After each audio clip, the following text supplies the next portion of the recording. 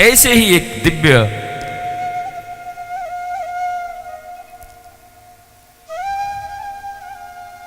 कयाधु माता का पुत्र हुआ जिसका नाम प्रहलाद है। पिता तो राक्षस है, पर गुरु की कृपा और मैया की कृपा से बेटा भागवत निकल गया। क्योंकि मां के गर्भ में जब बेटा था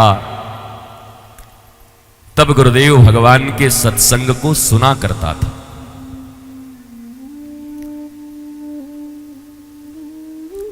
मैंने तुम्हें बोला है सब संस्कारों के विषय में मैं बताऊंगा। कितने दिन में बच्चे सुनना शुरू हो जाते हैं, कितने दिन के बाद उनके ऊपर प्रभाव पड़ना शुरू हो जाता है, पेट में ही, अंदर, बाहर नहीं। बच्चे बनाए नहीं जाते, बने बनाए आते। ध्यान दो, पूरी वैज्ञानिकता और प्रामाणिकता के आधार पर साइंटिस्टों को चैलेंज करते हुए कहता हूं, बच्चे बनाए नहीं जाते, बच्चे बने बनाए जन्म लेते हैं। अगर जीवन के प्रारंभिक 3 संस्कार माता पिता चूक गए तो फिर अनंत प्रयत्न करने होंगे। शायद किसी किसी के ऊपर रघुनाथ की कृपा हो जाए, गुरु की कृपा हो जाए, तब तो बात बन जाएगी, नहीं तो बात बनना बड़ा कठिन होता है। इसलिए जिनके हो चुके उनके हो चुके, जिनके होने हैं वो ध्यान से सुनो। जिनके हो चुके उनके लिए भी बता दूंगा, और जिनके होने वाले हैं वो सुन लो। 3 संस्कार मैं तुम्हें परसों बताऊंगा, उसका पालन तुम कर लेना। और इतना साधारण है, इतना सहज है, तुमको लगता होगा क्या संस्कार है भाई, कुछ नहीं। कैडबरीज खाने से भी सस्ता है, हलवा खाने से भी आसान है।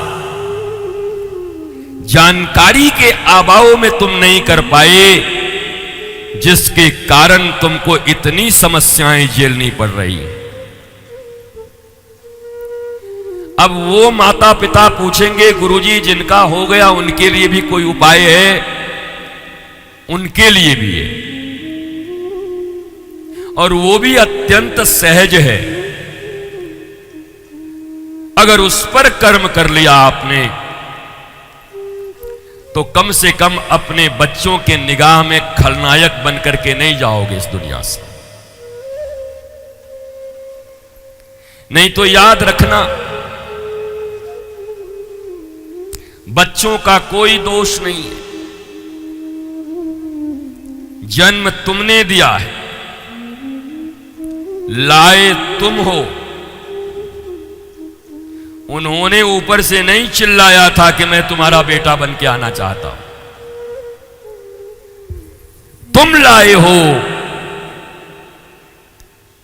तो कुछ चीजें जान लोगे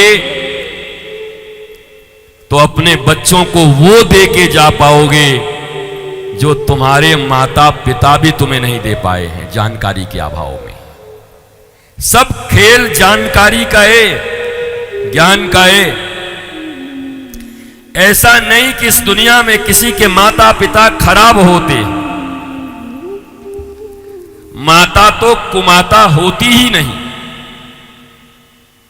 पिता बुरे होते ही नहीं। कोई भी माता पिता अपने संतान के आनंद सुख और प्रेम के लिए ही काम करता है। कोई भी माता पिता अपने संतान को दुखी करने के लिए कुछ नहीं करते। लेकिन केवल चाहने से क्या होगा? महाराज जी बताइए, हम क्या अपने बच्चों का अमंगल चाहते होंगे? नहीं मेरी मां, कोई नहीं चाहता। अरे भगवान भी खड़ा होके कहे आके कि कोई मां जन्म देने वाली अपने बच्चे का अमंगल चाहेगी तो एक बार तो उन्हीं पे शंका हो जाएगा। कोई मां नहीं चाहेगी कि जिसके गर्भ से बच्चा जन्म लिया है वो दुखी रहे। लेकिन फिर मेरा एक शाश्वत प्रश्न ये है कि अगर दुनिया की कोई मां और कोई बाप नहीं चाहता कि उसका बच्चा दुखी रहे, तकलीफ में रहे, तो फिर दुनिया के 80% से ज्यादा लोग क्यों तकलीफ और दुख में हैं? राम बन गए तो बन गए। जीवन में कभी प्रतिकूलता आए मेरे माई बाप, मेरे प्यारे बच्चों, हिंदुस्तान के लोगों, रातों रात अगर परिस्थिति बदल जाए चिंता मत करना। तुम्हारे जो पूर्वज राम हैं, जिनकी गली गली में तुम पूजा करते हो, जो हर मत के पंथ के आधार हैं, राम, उन राम के जीवन में भी अचानक सब कुछ बदल गया था। लेकिन मिली हुई परिस्थिति का प्रयोग उन्हें कैसे किया, उन्होंने सदुपयोग कैसे किया?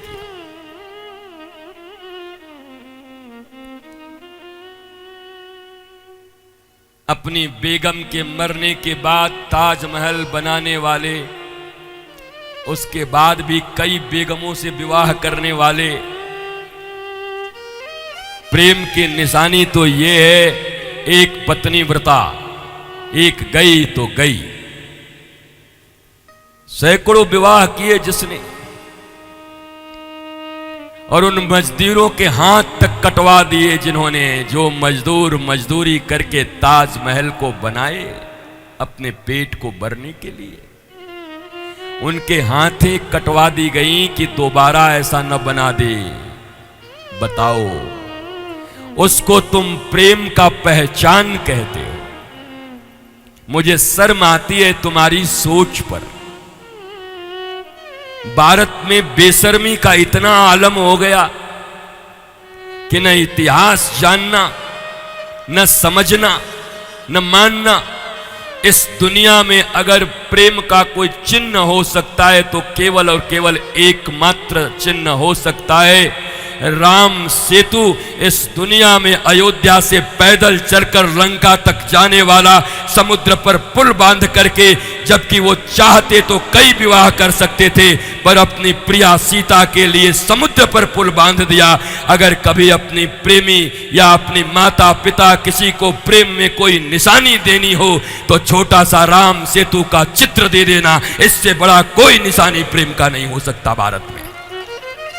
अयोध्या से चल करके तमिलनाडु तक जाना, कहां नॉर्थ से साउथ तक पैदल जाना, और वहां भी जाकर समुद्र में पहली बार पुल को बांध लेना उस समय में, एक जानकी के लिए, अपनी प्रिया के लिए।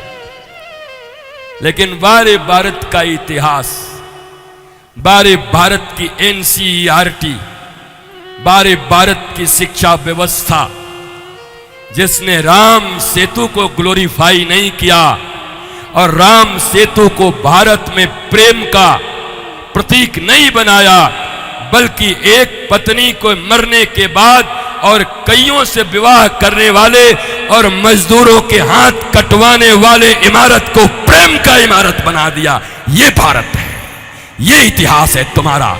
इसी इतिहास के कारण तुम नीचे जा रहे हो। ये बात बोलने वाला कोई नहीं, और बोलने वाला है तो समझने वाला कोई नहीं। 100 बार जाना हो,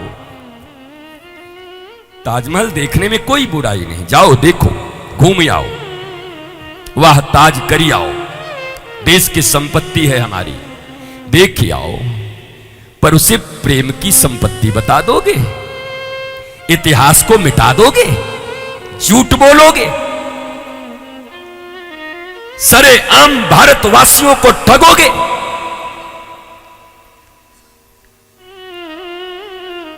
इसलिए सुदूर तक बैठे हुए मेरे प्यारे, संस्कृति के लिए जागृत रहो, संस्कृति बचेगी, देश बचेगा। देश बचेगा तो कौन सा देश है हमारा? ये वही देश है। मेरे देश की धरती सोना उगले उगले हीरे